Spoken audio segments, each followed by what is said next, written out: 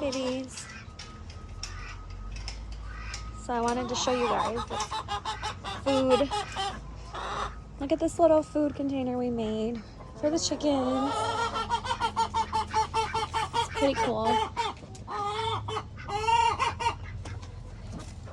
I haven't been having to fill it as often, which has been really nice. Not even gonna lie.